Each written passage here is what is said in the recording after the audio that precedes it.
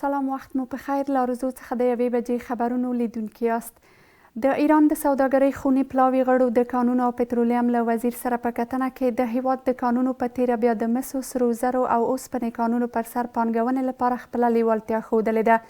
د کانونو او پترولیم وزارت اعلان وکړ دوی دغه راز د اوسپنې ویلي کولو د کارخونې د مجهزه لابراتوار د رامنځته کولو او د یاد وزارت د انجینرانو د روزنې په برخو کې همکارۍ لپاره خپل چمتووالی ښودلی دی.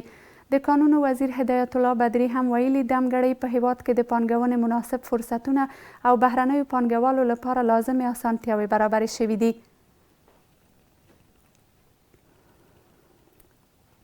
د افغانستان ایران د ګډې خونې نوی رئیس معرفي شو. د صنعت او سوداګرۍ وزارت اعلان وکړ د سیمې او ګاونډیو هیوادونو په تیره بیا له ایران سره د افغانستان د اقتصادي اړیکو د ټینګښت او پراختیا اړتیا ته په کتو سره د سوداګرۍ او پانګونې خونې د مدیره پلاوي غړی کمال الدین توحید د افغانستان ایران د ګډې خونې رئیس په توګه د رئیس الوزرا اقتصادي مرستیالۍ ته وړاندیز کړی.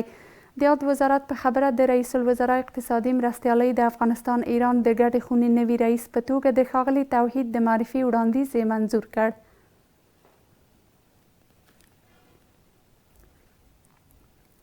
په روسیه کې د اسلامي امارت سفیر تتارستان ته د سفر په ترڅ کې د دغه هیواد د لومړي وزیر مرستیال او د صنعت او سوداګرۍ له وزیر سره وکتل.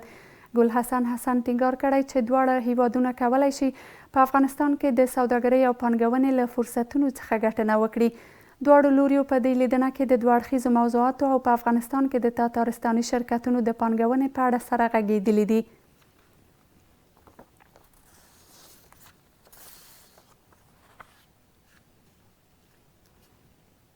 په پکتیکا ولایت کې د واکسیناتورانو 10 روغتیایي مرکزونو ته موټر سایکلونه وویشل شول.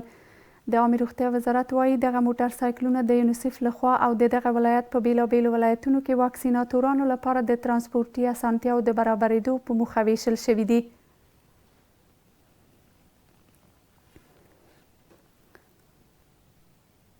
له ملتیا مو مننه. پاتې ورځ مو په خیر.